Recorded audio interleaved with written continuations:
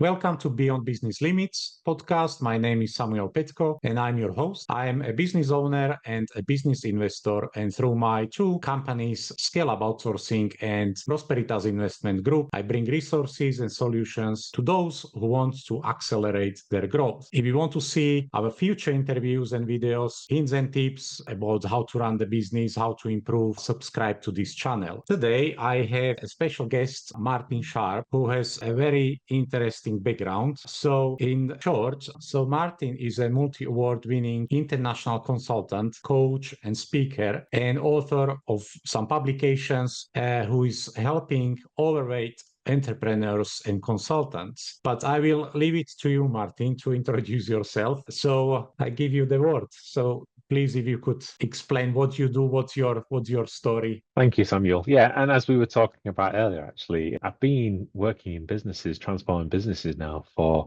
25 plus years as an enterprise architect, which is where I've traveled the world with, working on some fairly interesting projects like $16 billion digital asset transfers, the buying and selling of airports, the growth programs and implementations of those inside organizations that taken them from maybe 1 billion to 3 billion pounds, and lots of smaller multi-million pound projects as well across a whole variety of industries. So it's been a really interesting and varied career. But like you were hinting at there, I haven't always been this shape. Unfortunately, when I was working so hard on the business, I kind of let myself go a little bit. And I hadn't really realized this until I was on holiday with my family in 2014. I'd taken them to Florida. And I was queuing up my two children, my little daughter who's waiting to go on the roller coaster. And she goes, "Is it going to be scary, Dad? Is it going to be scary?" And my son, who's a bit older, and he was waving, "Is it going to be fast?" And I said, "Yeah, it's going to be fast, but not too fast. It's going to be scary, not too scary." And as we got to the kind of front of the queue, and it was the Incredible Hulk ride at the Universal Studios, the chap just said, "I'm sorry, sir, but you're too big to fit in the seats." And it was at that moment I was kind of thinking, hang on, what do you mean too big to fit in the seats? And then they tried to get me in there, tried to a different car, etc. And then it was straight out, I just couldn't fit in there. But thankfully, a friend of mine, Andy, came with us. He took my kids on the ride, and I kind of sat at the side just watching and listening, really. And I'd love to say it was the only time that happened, but it happened several times. And the thing is, it's quite a common story I'm hearing now. So as I'm working with various different people, there's a lot of people that are they're almost exchanging their health for wealth. So as they're getting very busy in business, and it's hard work. We were just literally commenting a few moments ago about, how busy it's been for both of us this morning. And yourself, you said you got dragged off into a couple of different meetings you weren't expecting. And myself, I've got up to, it's almost back to back most days because I'm still doing the business consulting alongside like helping entrepreneurs and things, being able to regain their lifestyle. And sometimes you can get so busy with the business side of it. And when you come home, you're kind of thinking, oh, I need to spend time with the family or spend time with friends and things. But actually, you can lose track of yourself quite easily. Yeah, that's true. Yeah, what you mentioned, about having the full schedule and then you still manage to fit few more things there. Yeah, so that's sometimes my days, how they look like. So if I can go back to the beginning of your career, so how did it start? So was it a business environment you went to run the business, or you were working for large companies, corporations? Yeah, so I originally started in IT. That was my background. So I came straight out of college. I did get a university place, but I decided at that point I'd had enough of education, wanted a bit of a change, and then started off my career in Royal Mail. That was the kind of first place I was in their IT department. At that stage, showing my age here, IT wasn't its own department. It was just like a cupboard or a room just off the side of finance. So it was just part of the finance department there. And yeah, so from there, I really had this passion. I thought computers are great. Computers are something that's going to really change the world. And I wanted to help people be able to utilize these amazing devices. And we can see today, and everywhere's got them. And in fact, you've got them in so many different ways. You've got watches that have got computers in them, phones have got computers in them. It's like everywhere. You can't get away from it. But during my career, as I kind of moved around a few different businesses, a few different industries, areas and different sectors, I kind of realized that computers are great, but actually there's so many more that you need to understand, so many other things that you need to kind of work with as well. So I started to then look at, how do you build software and things that kind of helps people, because you need something to make the computer work. And then that kind of led me a little bit further down that actually software is great and processes are great, but actually it's the information that people are really interested in. And how do you get the right information to the right people and making sure they understand what it is and how it's going to work for them. So I did a lot of work around information and things. And that kind of led me a little bit further. Actually, information's great, but it's the people that need the information. So how do you deal with the kind of structure of the organization, building those kind of business processes, making kind of change happen so people can relate to it? And I almost transitioned quite naturally into becoming an enterprise architect, which basically looks at an entire organization, from the top of the management structure all the way down to the nuts and bolts as to how the thing works, and being able to sort of take it apart and put it back together in different kind of ways. And it's given me great opportunities to work in some amazing organizations. So up until 2009, you're right, I was doing that for other people. And then I met an amazing entrepreneur called Andrew Mason. Andrew's, how can I describe him? He is a serial entrepreneur. And at that point, I think he was already on his 10th business since the age of 22. Never really worked for anybody else, literally just worked in his own businesses. Very inspirational character. And I caught him in the middle of ventures. He'd just got himself out of one business called Boxing Orange, that was it. And he was doing a bit of teaching at Leeds University, because I decided at that point, I'd got to the point where I'd set a goal of becoming a consultant and doing what I was doing. And by 2007, I'd just done my first £1 billion hospital divestment. And I kind of thought, actually, I've achieved what I'd set myself out to do. What do I want to do next? And I went and thought, okay, I'll do a degree. And met Andrew at Leeds University. He was doing a bit of teaching as a bit of a side job in between his other ventures and things, as he was getting things off the ground. And he just said, you know how to do this, Martin. He says, why are you doing this for so many other people? Why do you go out and try doing this for yourself? And have you ever read the book by Michael Gerber, E-Myth? Yes. Yeah. Yeah. It was a long time ago, but yes. And Michael Gerber has this great sentence in there. He talks about the entrepreneurial seizure, and I'm pretty sure that's the exact moment I had my entrepreneurial seizure. And it's like, how does Michael describe it? He describes it as you're doing your do, and you think your do is better than anybody else's do, so you go out to do your do in for yourself in your own business. And then I kind of made that transition in 2009. And all of a sudden, you suddenly realize, actually, there's a lot more than just doing your do. You actually run a business right now. And you've got all that complexity that normally is hidden when you're working for other people. One of the chaps I used to work with, a chap called Darren Turner, he was an honest-to-God rocket scientist, although at the time he was working as an account manager for the organization, worked at a consulting firm. And he just said to me as I was leaving that organization, sat on me, and he said, you do realize you've been put on a stage. And I said, what do you actually mean by that? He says, well, you're put on a stage to perform and do your one thing. You've got to sing your song, your aria. You've got to say your lines, whatever part it is. You're not worried about the wardrobe. You're not worried about the backing of it. You're not worried about you getting a ticket sold. You're not worried about front of house. You're not worried about lighting or sound or any of that. Everybody else is taking care of that. But once you step out of this door and you're going to do your own business, you're going to have to do all of it. You're going to have to do your own front of sales, front of house. You're going to have to do your own bookings. You're going to have to be doing all the cleaning, everything effectively. And I kind of hadn't really recognized that until you've kind of set up your own business. Is that something you recognize, when you first started? Yes. Yeah, my journey is probably a bit different because I was involved in businesses from early stage of my career. So even though I had jobs, I always had like a side part-time business. Initially, it was just sales or direct sales or direct marketing, but it was beside the job. So I don't think I had to do such transition like you are explaining. There were periods where I was gaining experience in accounting and finance. So I went to do basically to gain experience in employment and worked for some large organizations, but always there was the business in behind me. So which was running and also providing for the family. So I don't think I had that clear cut where I left the employment, started the business. So that's not something I experienced, I think. It's a culture shock, definitely, and I think because yeah, I don't know for other people, but certainly for myself, I kind of thought actually I've got a few clients behind me. I already had that before I made the leap, and I don't know if you remember, but in 2009, that was just after the credit crunch kind of happened, and it took about a year before it really dug in for businesses. So as we kind of transitioned from 2009 to 2010, a lot of the businesses that I had already got lined up for doing work with just started to drop off. It's like their budgets had been cut, the belts had been tightened. I'm going to have to postpone this for 6, 12, 18 months or something. And kind of suddenly found in that 2010 was really hard.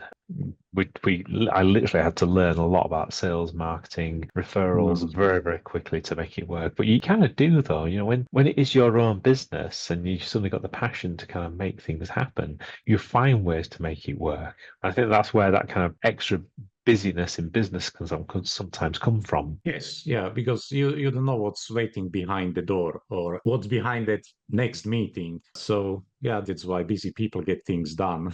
And so in that moment when you decided to go on your own, so was it based on that meeting with Andrew you mentioned? Yeah, so that was the start of it. So Andrew's been a very big influencer in my life, and it was a bit of a help and a mentor, certainly through the early years. He was the chap that introduced me to the E-Myth book, for example, along with many other inspirational books at the time, and again helped kind of make sure I was looking at the right kind of things. So I think having those good people around you is really beneficial. On the year leading up to making the transition. I did do a lot of research around, what I was going to do, how I was going to set up and things, and even trying to find the right kind of people. I can remember going to the Enterprise show in Leeds at the Millennium Square outside the Civic Hall building. And the Enterprise show is basically one of these giant marquees that they've kind of erected in there. And if you've ever been to some of these trade shows, you've got that mix, haven't you? You've got some people that bring these really elaborate kind of booths effects, like the KPMGs or the EYs of the world, and it's all branded. It's taking up like meters of space, etc. And you got other people that don't. They'll just have the standard little grey lettering that goes above the top and a little table that people get. And as I was going through it, I like to be quite thorough, so we went around all of the various different accountants and lawyers and things that were there, and literally it was soul destroying. It was awful. Every single one was the same kind of conversation about, bookkeeping and tax law and, Mm. various other things. And it was like, oh, I've got to learn all this stuff, have I? And I'm thinking it's hard enough just trying to set up and do what I need to get done, let alone all these extra bits. And then just as we were about to leave, there was a chap on the right hand side stuck in the corner, and he had one of these really basic booths. So it was a silver table, one chair, he was sat on it, and a little sign above it. And I went to just chat to him just to see what he was about. And it was a chap called John Oddy, and he was an accountant. And it was a fabulous conversation because the first thing he kind of opens up with is, I'm not going to talk to you about accountancy. That's what I know about. He says, you won't talk to me unless you thought about that. So this isn't going to be about tax law or bookkeeping or any of that kind of jazz. I want to know about your business. What are you going to do? Who are your clients? How are you going to make money? And how are you going to make it a success? And not only that, what's your passion, reason for doing this? And I thought, wow, this guy is amazing. That's, And I'm still that's an working with him approach. today. Yeah. Yeah, because his focus wasn't on the minutiae I face at this point in time. It really was on what are you going to do with your business? How can I help you to get to where you want to be? And it has done, and it's been one of the best decisions I ever made. But yeah, he had the worst looking, worst looking stall in the Enterprise show. So you really don't judge a book by its cover when you go around some of these events. Yeah. And yeah, I think that what differentiates business people or some business people who know how to get clients. It's about getting to know the other side, the other person. And I see it on social media quite a lot. For example, on Facebook, someone is looking for someone, whether it's accountant or social media manager, and there is 50 contacts and comments, but nobody's asking any question. And usually when I comment and I ask, what are you looking for, or why do you need such and such? Then people reply, because I'm probably one of the few who asked anything. And that's what you described. You stayed with someone who was interested in your business. Yeah, definitely. And I think I've been really lucky in that respect. I've found people that really do help and advise. So, like for example, John from the accountancy side, and he's now got a partner, Mark, who's been they're both just a fabulous team. Mm. Their business has grown tremendously over the years as well. I didn't realize until a few years later that at that stage when I met John, his business he was just separating from the business partner he had, and they were going two different ways. So it was a kind of a big transition for him at the time as well. And then Azad Ali, who's my lawyer, he's just been absolutely fantastic. I know I can pick the phone up at any point in time. He's got answers for things, and again, because he's there just to help as opposed to being selling anything, and the sales is almost like a secondary piece. So we do bits of work, and things do always come out together. And even things like I did a lot of mentoring for Leeds University, and we had one chap that I was mentoring for one of the students, and he'd never ever had an interview in his life, and he was absolutely scared of going out into the world because he wanted to get a job with one of the big consulting firms and actually have an interview. So I said, well, you know me at the moment, so it's pointless me giving you an interview because it's a false representation. So I spoke to Azad and said, would you mind giving this kid an interview basically as an idea? And he said, sure, no worries. So we brought him down into the office. The receptionist made him wait in the reception area. We went through into his office. He gave a full-on interview, etc. Then at the end of it, he had to leave, and we brought him back into the room where we evaluated, his interview percent, and just things like that. When you've got people that are willing to go out of the way and just do those little bit extra things for others, it's just magic. Yeah. So I've been really lucky in finding some really good people like that in my life. So like the Andrews of the world or others really. Okay, yeah, that's interesting. And what was it like dealing with big clients before, and suddenly you started your own business? Who were your first clients? So working with big clients when you're in a consulting firm or another organization. Yeah, the Yeah, so consultant. yeah, previously it's up until like 2009. It's fairly easy, really. Looking back at it, I mean, it felt hard at the time. Do not get me wrong, because you have to write proposals, rewrite proposals, go to the meetings, etc., trying to tease out what people need and things, and then you're going through more and more iterations, and you get kind of pressure from management teams above you because you need to have your team running at a certain rate. So you've got KPIs to meet, and then you've got salesmen in there that are trying to sell you out at a rate that's half the value, and your team's then going to it was just chaos in many big businesses like that. And then actually working through them, because you've got that team and that security around you when you're working for a big organization, you will always find a way of making things work, which is great. But it can feel very lumpy, and there's a lot of pressure coming from various different directions. I think making that transition into working for myself and then setting my own business and then gathering my own team afterwards. And then still working with some big businesses, so people like Cloud2 I think actually Cloud2 was our first client, Simon Hudson. It's crazy because as we turned 10 years, I asked Simon to come to our 10-year anniversary party type thing that we put on, and I wanted him to speak up at the meeting and just give a reflection, because he's done all sorts in business over the years. Their business specialised specifically around healthcare and that kind of arena. And he literally that same year as I was celebrating 10 years in business, he was now selling his half of the business to his business partner and going for almost like an early retirement piece. So it was great to get him there to talk about, what's it like to exit a business in some respects. And it wasn't until that point on stage he didn't realize he was my first client. But it was a lovely, lovely chat, and still is. He's currently driving around his Aston Martin, enjoying life, which is good to hear. Yeah, there is life after business. But yeah, I was working.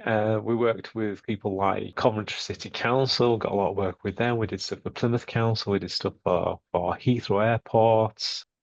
So quite interesting and chunky pieces of work really in that first year or so. As I said, that 2009 to 2010 period though, that was quite worrying. It wasn't until I think it was about the April of 2010 that we started landing some of the bigger deals that really kept the wolf from the door. Okay. And what if you should give someone an advice, what kind of mistakes to avoid at the early stage? Oh, crumbs. Mistakes to avoid. Don't be afraid of the phone. I think that's the first thing, because I think it's all about connection. It's all about connecting with people. It's all about having those kind of conversations, and it can be quite daunting when you're starting your own business and you're trying to think, how do I reach out to people to actually pick up the phone and just have that conversation sometimes, even with people you might never have had a conversation with. So just learn to enjoy it. Learn to enjoy the fact that sometimes people are going to say no, and no is not a bad thing. In fact, sometimes getting those no's is going to help you be able to get to the point where you'll get a yes. And you'll go through a lot more no's than you will yeses. But it's having that strength of character to weather through that. So I think learning to love the phone, enjoy making connections with people, and having those kind of conversations more than it is about winning each deal. The deal kind of comes secondary. Probably a few days ago, I heard a funny story. I don't know who was saying it, but someone had he treated it like a game. He needed to get 10 no's. Yeah. Where was it? So when he got like the eighth person told him, "Oh yes, that's interesting. Oh, I need to start again."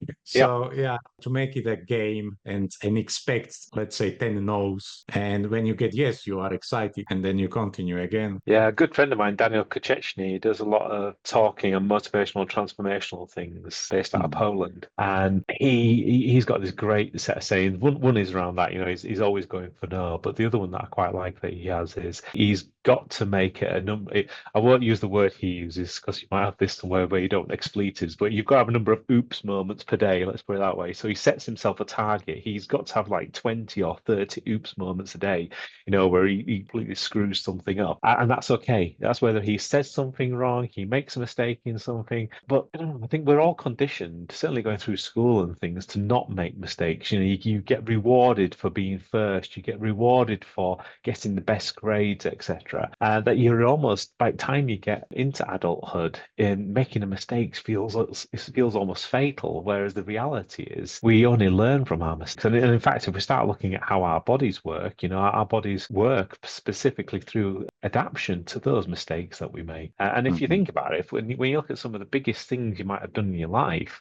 you made the mistakes to try to get there. I mean, look at, for example, when you learn how to drive. You do drive, yes? Yes. Yeah. Yeah. So if you remember right back when you first learned how to drive, you kind of sat in the car and the driving instructor or your dad or someone was right side of you. You kind of bunny hopping all the way down the road. Yeah, and now you probably don't even think about using the clutch and the gears, etc. It just comes second nature. But it's only because you've made so many mistakes that's allowed to happen. Yes. Yeah. So yeah, that's an interesting journey. So when did you become the transformational coach?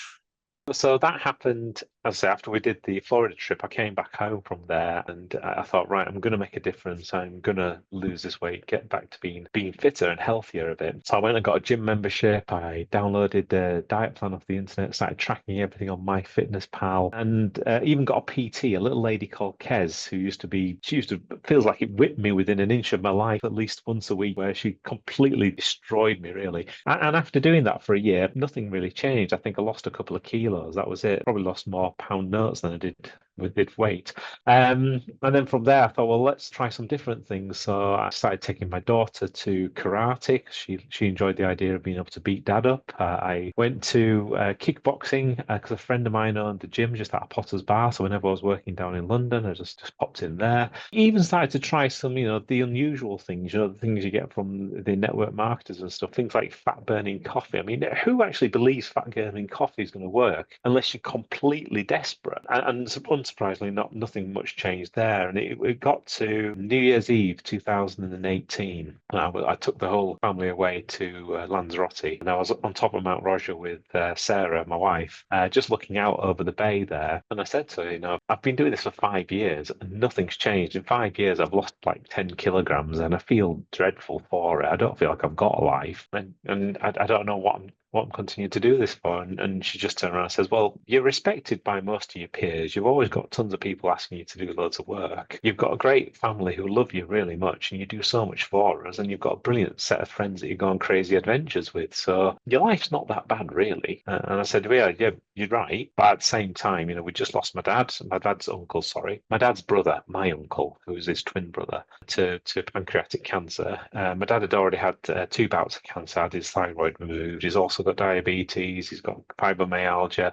My younger brother, who's 2 years younger than me, he suffers with diabetes and fibromyalgia as well. So, it wasn't going to be long before these things had happened. To me, I says, it's not a good outlook. And she says, well, let's just live the years that we can live, and then we'll deal with that when it comes along. And I thought, okay, fair dues, and just gave up on all the health and fitness stuff at that point in time. I thought the conventional things just isn't working. And I was at a business event down at the Crown Plaza at Fellbridge in near Gatwick Airport, and met a chap there. And when you meet someone, you think that guy really looks after himself. He was just incredibly well chiseled. His suit was just immaculate, just looked absolutely amazing. And I knew he was a very successful businessman from the kind of conversations we'd had previously. And he asked if he could join us for breakfast. I said, yeah, no worries. And as we're kind of having breakfast, I kind of turned the conversation and said, well, how do you keep yourself so fit and healthy? You're quite clearly a busy man. You're very successful, etc. But you must have done something differently. He says, well, I got myself an online fitness coach. And he said that meant I wasn't tied into doing things the way the fitness industry say you have to do it. And I thought, that's absolutely fantastic. So he introduced me to his fitness coach, started working with him. And I then started to realize there was things that I needed to change, utilizing some of my own skills. So one of the things was,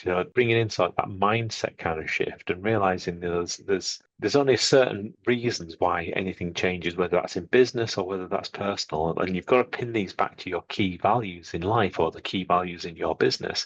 If you don't have things pinned to those key values, and things just naturally drift and you won't complete them. And I did a lot of reflection work and realized actually the things that I value in life are, my family. I want to be there for them. I want them to use me as a springboard to whatever they're going to do and their greatness. I love spending time with friends. We have some crazy, wacky adventures. I mean, who else is going to put an outboard motor on the back of a kayak and or whatever daft things I'm going to do next? And also, I love my clients. My clients, they almost feel like the beloved adversary sometimes. They can be demanding. They can be, they want things done yesterday. They want the moon on the stick, etc. But they give you that challenge that allow you to grow and actually become more than what you've ever been before. And I love that opportunity to be able to make sure they get their results. So when I kind of realized that if I didn't change myself, I wouldn't have been able to do any of those things. It would have impacted my family. They would have had to look after me, let alone become a springboard. I certainly wouldn't be able to go on any of the zany adventures with my friends, and my clients wouldn't get the results that they liked from me. So I kind of realized something had to change. So I did.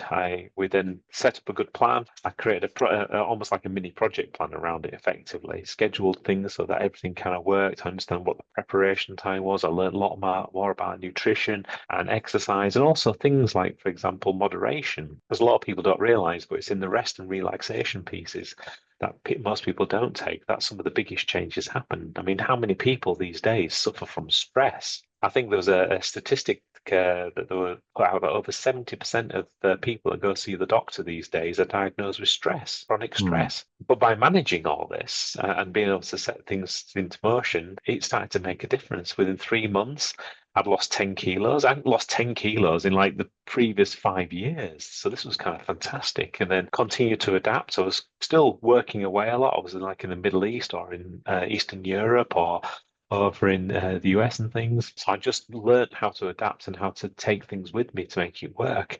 And over the following 3 months, I lost another 7 kilos, which meant that none of my clothes fit. I literally looked like I was wearing my dad's clothes when I was about 5 maybe, and I had to get a new wardrobe. Now I'll tell you, that's a great problem to have when you have to go get a new wardrobe. And then continue to work out, and at that point COVID hit, and if you remember, all the gyms kind of shut and things. I did a lot more work at home. But as we came out of COVID, we did a muscle photo shoot where I dropped 60 kilos. I went from 154 kilos down to 94 kilos, which is 340 pounds down to 207 pounds. So I shrunk my waist from a 54-inch waist down to a 34-inch waist. And the best part is, I mean, even though those numbers probably sound great, but I felt absolutely fantastic. I just felt like a younger version of myself.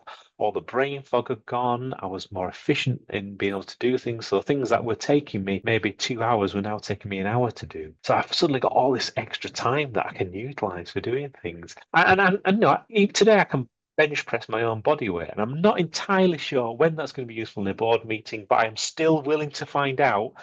And yeah, so well, you never know. You never know. So at some point, you will need to lift someone from the chair. Maybe, maybe. Hopefully in a good way. And that's why I love nothing more than kind of helping, business owners and entrepreneurs and consultants kind of regain their kind of fitness and health and rebuild even more confidence so they can feel even more happier, even more healthier, and become even more high achieving than they are today. And not only for them, but also for the teams around them as well, because we've all got businesses that have people in them. And if you as a leader can kind of show that leadership in changing yourself, then that starts to permeate across your team. Okay, and so was it during COVID when you decided to basically share it with wider audience and set it up as a business? Yeah, definitely. So during COVID, because a lot of the work I was doing was still very much face to face with the business consulting side, a lot of that just disappeared. I think I lost about 90% of my business overnight, effectively, which was quite daunting, as I'm sure many other people faced something very similar. So I took the opportunity to consolidate some of the skills that I'd been learning and decided, yeah, this is something I want to help with because we have got a big problem worldwide with regards to stress and weight management and things. I mean, when you look at as I said, the stress level thing, and stress causes increases in things like cortisol and adrenaline, and it means that people feel tireder quicker. So chronic fatigue is a potential thing off the back of it. Means you've got more chance of non-communicable diseases starting to happen because of the stress-related issues.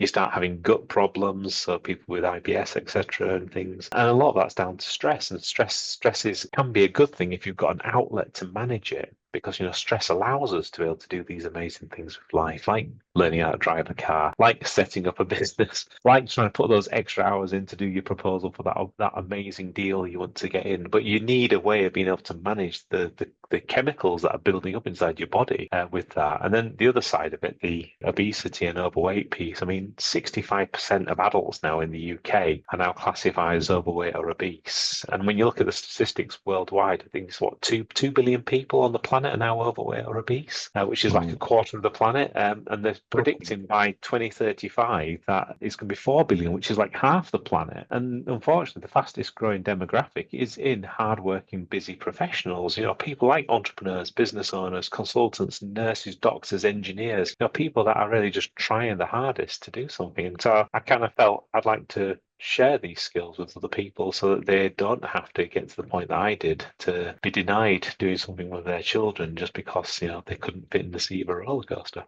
Mm. Yeah, well, the statistics are quite shocking. I didn't know. It will probably become a norm to be overweight. Yeah. So how did you decide to basically approach it as a business? So is it one-to-one, or you are using some different type of platform to educate the audience and coach them? Yeah, so you're absolutely spot on there. There's a couple of different approaches. I find with entrepreneurs and business owners specifically, there's only two reasons why they don't do something. It's either one, they don't have the knowledge, or two, they don't have the time. Whoops, sorry about. So I can help with the knowledge side of it. So we do have an entire learning platform where we give people access to it whenever they need to go back and just reiterate it. We also do online classes, which is all part of that kind of membership piece. So because again, it's great having a learning platform and being able to learn things e-learning style. But the reality is it's only when you start to implement these things that you suddenly realize, how does that apply to me? Or I've got this kind of edge case, or what happens if I do this? And when those questions kind of come up, you need somewhere to be able to get those answered, and answered in a fairly cohesive way, and not in the way that you're just constantly Googling on the internet, because Google's great, but sometimes you can get 30 or 40 different answers to the same question, and which one's going to be the right one for you is always the big answer. So we do a whole piece around education and training on that side of it. And for those people that want to take it that little bit further, or want some more assistance, or gain quicker results, then I will do one-to-one coaching with them online as well. So again, make sure they understand everything that they're doing, so they've got the plan, they've got the control, they can then fit it in around the time that they are available, and they don't necessarily have to be there with me in person every single day to do things. Okay, well, that's interesting. So if I can look at it from that, business perspective, how did you decide to build that platform, or is it SaaS product, or how did you decide on the business model, and what did you need to do to bring it to the world? Oh, it's a good set of questions, though. So, from a technology perspective, we utilize a SaaS platform, which is built on a product called Kajabi, which is a learning management system, and that gives access to all the kind of content, so people can gain access to it at any stage. Can get access via the mobiles, can get access on the laptops, etc. We utilize things like Zoom, so such as what we're using here for this call, as we're being able to do group calls and one-to-one calls, etc. So again, really easy to be able to manage and schedule those in. And we also have our own app. So again, for some of the tools that are a little bit more bespoke, we've got an app there that allows people to get instant access to those kind of things. And that works again web-based or on the phone. For any of the nerdy people in the audience, like I am, we use a thing called Flutterflow, which is an application development toolkit, effectively, which allows you to build it once and utilize it in many different places. So that's been really cool to do. And a lot of it then just comes down to having those conversations, just being human, really, because once you can kind of coach people through, just like you would do any kind of business change, it's the same kind of cycles that you're going through personally. And in fact, I utilize a lot of the same business skills people already have to utilize in their own life. So, for example, when we talk about things like stress management, I relate it a lot more down to things like business risk management, because business owners know about business risk management. And if you don't, I'm very surprised you're still in business. Not speaking to you, I'm speaking to people in the audience. But yeah, so I utilize those as being ways to be able to show people, how you can do the same thing. So, for example, in risk management, you'll go through your risk analysis and you'll think, okay, well, how can I mitigate this risk? So, what could I do to get rid of it? How could I manage this risk? So what kind of things can I put in place? How can I outsource this or offload this risk effectively? And the similar things you can do with stress. So, for example, to mitigate stress, you might want to do things like understand what plans in place so that when the stress kind of starts to come, you know what actions to take to get rid of it. To accept, rather than accepting a risk, you'll be accepting a stress. So there's a big psychological study done which actually shows as soon as you reframe what the stress is, it's no longer stress. And you can actually see this happen inside people's cortisol levels and adrenaline levels. So when people suddenly realize actually the stress they're feeling is because they're going for a big deal, and it's not bad stress, it's actually good stress because the result they're going to get is going to be this great result, then they additionally get this uplifted feeling. So again, starting to work out, how you can use different things that people already know about running their business to actually start to run their own lives. It makes it so much easier. Wow, that's interesting. And so, how did you get it out there? So, what kind of marketing you apply? Because this new business, the coaching business, is very different, I assume, to the consultancy. What you described before. So, how did you go about the marketing bit? So the marketing piece is a mixture, really. So it's online marketing via things like social media, etc. So social media ads. We do a lot around networking, so a lot of conversations with people. We're still very much like the consulting business.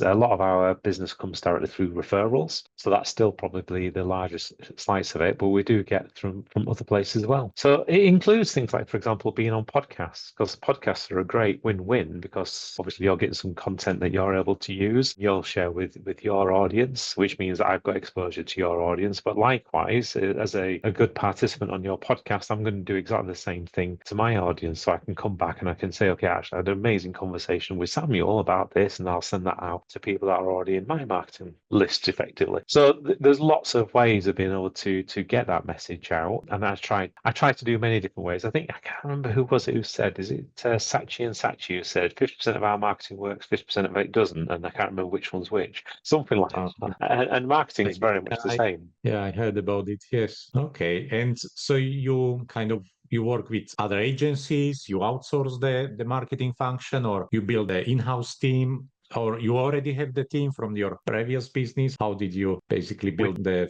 marketing function? We do a bit of both. So we retain centralized control over what we're doing internally within the business, but we will outsource to specialists to get specific niche advice or specific niche areas. So we've got a chap that does things around Facebook ads and things, somebody else who does things around LinkedIn ads, somebody else who does it around YouTube. We have somebody else who looks at what events we can get involved with. We're working with an amazing team team from a PR perspective, which is dauntless, which you know of, obviously. And they obviously get us involved with all sorts of different media outlets and things, which has been great. Means that we've been able to build relationships with people like GQ and Fortune magazine, and being on BBC radio and television and ITV and things. So you were asking me before about mistakes you can make as when you start in business. I think one of the biggest mistakes I made, and reading books and stuff around it, I think many people do, is trying to do everything yourself. And the reality is you really are restricting your business and your business growth and your business potential. So looking beyond your own borders, and I mean not just from a personal perspective, but actually within your business, and see what other organizations can help and assist you, is absolutely crucial, because sometimes they'll have inroads that you would never be able to get hold of, or you might not need a full-time person to do, or you might not need a full-time person to do a specific role, but you do need the same kind of results out. So for example, for us, it would be daft for us to hire a person just to do YouTube ads, because we don't do that many YouTube ads realistically. But having a portion of someone's time, being able to outsource that, absolutely works perfectly. Yes, yeah, I agree. It's about building the team around you and find the skill sets which you need to fill the gaps. And yeah, that's what we do with clients, with businesses, either through full-time arrangement or part-time arrangement or fractional work, as you mentioned. Some tasks don't require a full-time person to do, because it might be just 1 hour here, 1 hour there. So yeah, that's the level of work which we work on with our clients as well. Okay, and so what's the future plan with this venture? What do you want to achieve? I want to make a dent into the obesity crisis, specifically around obesity and stress, specifically around business owners, entrepreneurs, and their wider teams. Because I want people to feel that they don't have to go through life where they feel like the body is kind of losing themselves. I want them to be in a position where they can feel like they've got a body that supports them and the mind that supports them, and they have a life that they actually really enjoy living. So I think there's so many amazing things in this world that people can do. It's a shame that if they feel that they can't do it because of whatever's restricting them. So that's why I want to try and take this business. If I can help 1 million people, fantastic. If I only help 1,000 people, fantastic. It doesn't really matter, as long as I can be there and kind of make that difference in some people's lives.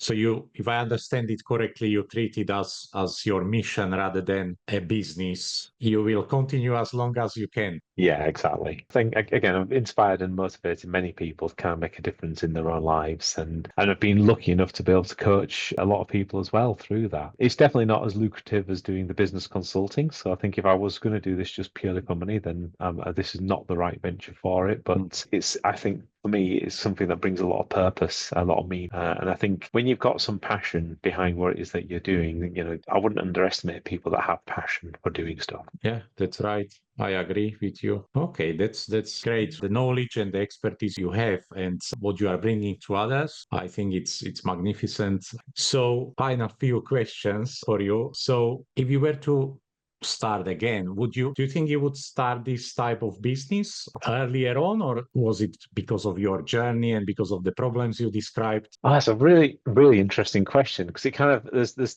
two things that come to mind. One is, I don't think I would have started this business without having to go through what I went through, because I think that really given me a very clear understanding about what happens when people do let themselves go. And not just that, but also it's taken me through a lot of those trials that people have, a lot of the problems that people have when they are trying to juggle between setting up a business or work a very busy career and having a family, and there's a lot of different pulls in a lot of different directions. And I think for some people, unless you've been through that, you can't really appreciate it. And I can illustrate that with a couple of kind of thoughts. One is my trainer, the chap that I went for getting some online coaching with. He was an ex-bodybuilder, so he'd never had a career into like a high-flying consultancy.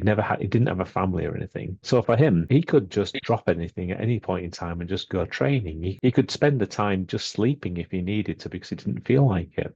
So he didn't have an appreciation really of those real everyday problems that you have trying to fit everything in. And I think that's where you can make a difference. And when I've worked with people like, for example, Mark, he's successful change agent, does a lot of transformations around the world, but he let himself go a little bit. And one of the things that he said was working alongside me, he loved the fact that I had led the way because I was where he was, because he'd put a fair bit of weight. He found that he couldn't run and he couldn't do any training, etc. He tried doing the exact same things. But once he'd kind of seen that I could do it, it meant that he felt he could do it. And then once he started working with me and we started to put that structure around what he needed to do, around his mindset, around his meals and movement and motivation and moderations and all those things, then he did make a difference and he dropped quite significantly and he lost weight. And he went on a muscle photo shoot, feels great. And now he's running like most days of the week because he thoroughly enjoys it. He's found things that he enjoys and things that can fit with his lifestyle. So I think unless I'd gone through it, I don't think that would have worked. At the same time, I think because I was an enterprise architect and was always searching for how do you make things better all the time, I think moving from changing technology components to actually, changing people's lives is only a progression. It's only like a natural migration across into that. Because over time, I think I would have got there anyway, because I was heading into the direction of actually, how do you work with people? And I think just the fact that I was going through the whole personal journey myself and things like COVID, I think just accelerated that. I see. Okay, well, it's definitely interesting to listen to your journey and what you can bring to other people and the value you are delivering. And yeah, it would be nice to have some further conversations. So if someone wants to reach out to you, how they can do that? Easiest way is just send me an email. hello@martinsharp.com is one quick and easy way, or you can just visit us on the website. There's loads of free resources up there as well, so you can feel free to indulge. There's online classes available that are free. There's books available. There's loads of blog articles and things, or you can just connect us on the social media platforms as well. So we're available on most of the major ones. And yeah, just pop up, say hi, welcome for a conversation. Okay. Good. So yeah, definitely under the videos and posts and the Spotify, we will include the links to social media and how people can contact you. Well, Martin, it was really interesting to get to know you more and I hope you enjoyed it. And I certainly learned a lot during this conversation. So at some point in near future, maybe we can catch up and have another conversation and bring some more value to the people who are watching or listeners. Any final words or final comments? Yeah, absolutely. So first of all, thanks, Samuel. I've thoroughly enjoyed being on here and would definitely look forward to coming back in the future. As my final thought for the day, so that's kind of leave, I just wanted to leave with this kind of message, which is just remember to be good to yourself so that you can be the good for others tomorrow. Oh, that's very powerful and very thoughtful. Okay, thank you. So thank you very much, Martin, and thank you everybody who is watching. And if you want to see any future videos, any more interviews and some hints and tips about the business, don't forget to subscribe, click the follow button or like button and feel free to comment. So thank you again and have a nice rest of the day. Thank you, Martin. You're welcome. Have a great day.